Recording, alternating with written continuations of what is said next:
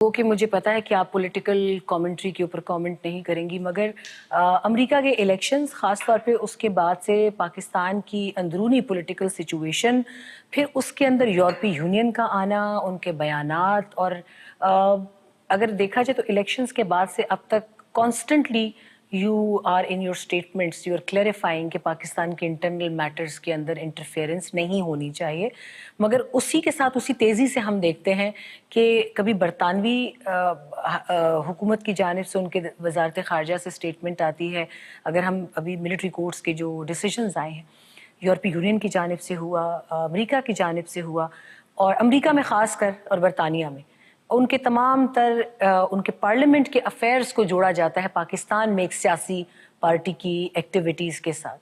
تو یہ کیا بائیلیٹرل تعلقات اتنے کمزور ہوتے ہیں کہ وہ کسی سیاسی شخصیت کی وجہ سے ختم کر دیے جائیں گے، یا Pakistan would be in hot waters because of that? ہاں دیکھیں، آپ کی بات درست ہے، میں پالیٹکس میں نہیں جاؤں گی، اس پہ کامنٹ نہیں کروں گی. پاکستان کا وزارت خارجہ ہے وہ فارن پالیسی پہ فوکس کرتا ہے، انٹرنل پالیٹکس پہ فوکس نہیں کرتا. دوسری چیز یہ ہے کہ جو پاکستان کے اندرونی مسائل ہیں، ہماری اس پر ایک ہی پوزیشن ہے، اور یہ آج سے نہیں ہے، یہ کئی دہائیوں سے ہماری یہی پوزیشن ہے، چاہے کوئی بھی حکومت ہو، کہ پاکستان کے عوام اپنے انٹرنل مسائل حل کرنے کی صلاحیت رکھتے ہیں. تو جو جی ایس پی پلس کو ہیش ٹیگ کیا جاتا ہے کہ جی ایس پی پلس وڈرا کر لیا جائے گا، سٹنگ ڈپلومیٹ ان اسلام آباد، اگر وہ اس طرح کی ٹویٹس کریں یا وہ ہیش ٹیگ جی ایس پی کر کے کسی جرنلسٹ کی رہائی کا مطالبہ کریں، تو آپ کیسے دیکھتی ہیں اس ساری چیزوں کو؟ دیکھیں، کیونکہ آپ لوگوں کا ہمیں اندازہ ہے کہ when you are sitting in other country, ہم نے کبھی کسی پاکستانی ڈپلومیٹ کو اپنی لائنز کراس کرتے نہیں دیکھا. تو یہ ہاں جی کیسے ڈیل بالکل، کرتے اس ہیں؟ پہ بڑی کلیئرٹی ہے، اور پاکستان کا وزارت خارجہ جب بھی کوئی ڈپلومیٹ، فورن ڈپلومیٹ پاکستان میں رہتے ہوئے اپنی جو ڈپلومیٹک ان کے فرائض ہیں اس کے سے سائڈ اسٹیپ کرتا ہے تو ضرور ان سے معاملات ریز کرتا ہے. نمبر 1. نمبر 2 یہ ہے کہ جو جی ایس پی پلس کا معاملہ ہے، جی ایس پی پلس ایک فیسلٹی ہے جو یورپین یونین نے پاکستان کو دی، اور یہ دونوں ممالک کے انٹرسٹ، پاکستان اور یورپین یونین دونوں کے انٹرسٹ میں ہے. اور یورپین یونین کو بھی جب پاکستان کی وہاں ایکسپورٹس جاتی ہیں تو ان کو بھی لو کاسٹ کوالٹی پروڈکٹس ملتی ہیں ان کے عوام کو بھی. سو یہ نہیں ہے کہ اس کا فائدہ صرف پاکستان کو ہے.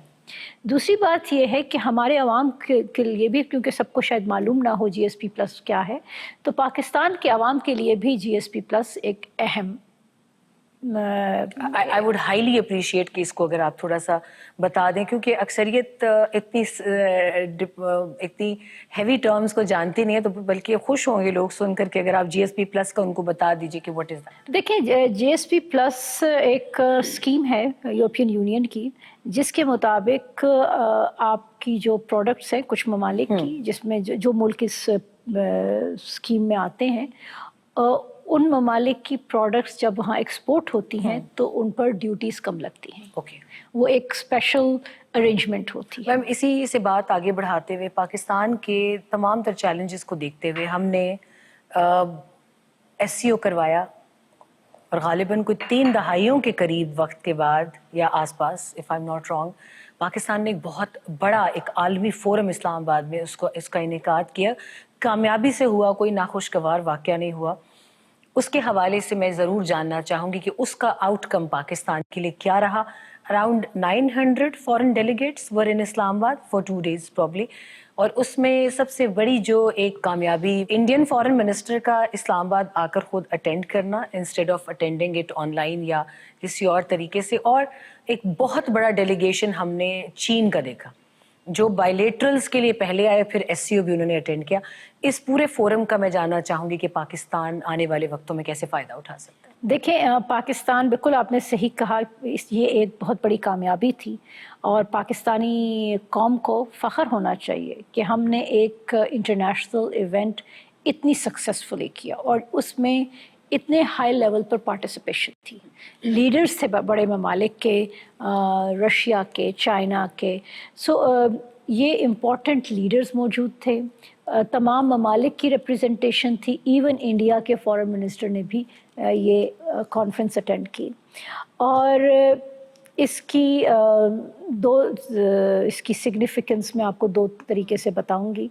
एक तो ये है कि पाकिस्तान ने ये साबित किया इंटरनेशनली कि हम इस तरह के इम्पोर्टेंट इवेंट्स करने की सलाहियत रखते हैं। दूसरी चीज़ जो हमने दुनिया को साबित की कि पाकिस्तान जब चेयर बनता है किसी भी अहम फोरम का, तो वो एक फॉरवर्ड लुकिंग एलामिया तमाम ममालिक के कंसेंसस से डेवलप कर सकता है, जिसमें हर तरह का व्यू पॉइंट आता है।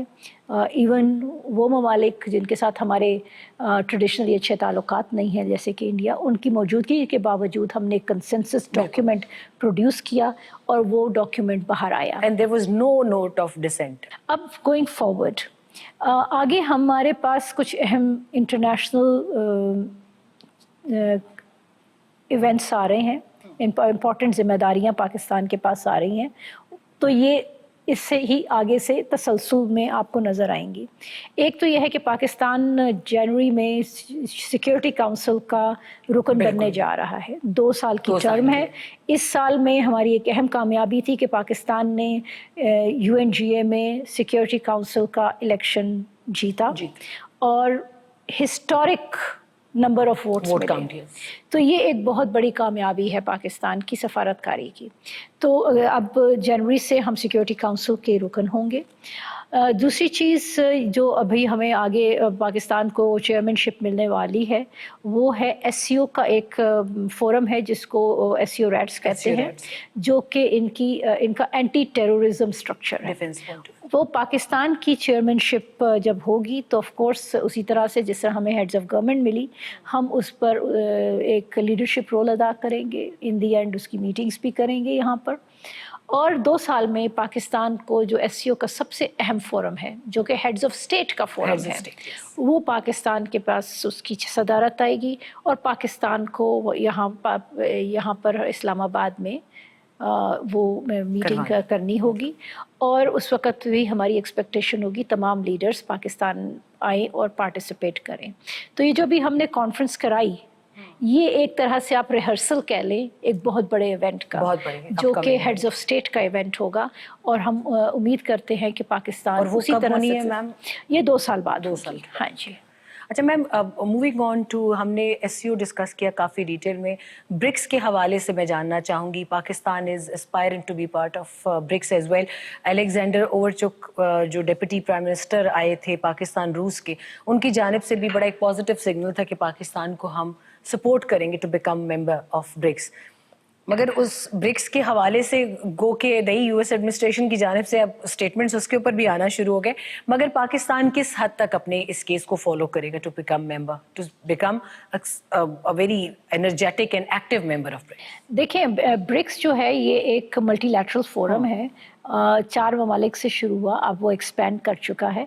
ये एक डेवलपिंग कंट्रीज़ का फोरम है और हम पाकिस्तान की हमेशा से ख्वाहिश रही कि जो भी डेवलपिंग कंट्रीज़ का फोरम हो, जो मल्टीलैटरल फोरम्स हो, पाकिस्तान की वहाँ पर आवाज़ हो।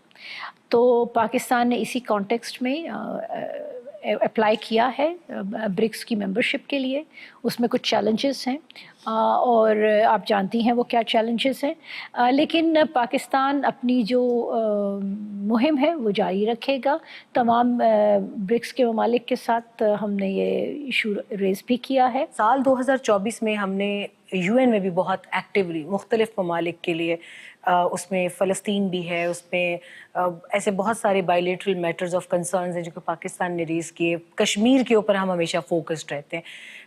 UN सिक्योरिटी काउंसिल के परमानेंट मेंबर बनने के लिए जो भारत की जो कोशिश है, ठीक है, उसको पाकिस्तान ने हमेशा, उसको भी बड़ी मेहनत के साथ उसको भी काउंटर किया है। क्योंकि हम सब जानते हैं कि अगर वो इन 5 के बाद वो एक परमानेंट मेंबर बन जाते हैं, या जो उनकी इस वक्त लॉबी के लिए एक बड़ी इमेंस कोशिशें चल रही हैं मुख्तलिफ ममालिक के साथ, थोड़ा सा इसके ऊपर भी रोशनी डालिएगा कि पाकिस्तान के जो मिशंस हैं वहाँ पे ख़ास तौर पे यूएन की अगर हम बात करें, उनका सक्सेस रेट क्या है इन तमाम मैटर्स पर, ख़ास तौर पे हिंदुस्तान की एक स्ट्रॉन्ग लॉबी को कन्फ्रंट करने के लिए? देखें, जहाँ तक इंडिया का जो केस है नॉन परमानेंट मेंबर बनने का, वो एक इस तरह का मसला है कि जिस पर इंटरनेशनल कंसेंसस नहीं है। इंटरनेशनली अभी ये फैसला ही नहीं हुआ कि सिक्योरिटी काउंसिल में परमानेंट रुकन की तादाद बढ़ाई जाए। और ये सिर्फ पाकिस्तान का मसला नहीं है, इसमें बहुत सारे ममालिक हैं जो समझते हैं कि परमानेंट रुकन की तादाद नहीं बढ़नी चाहिए।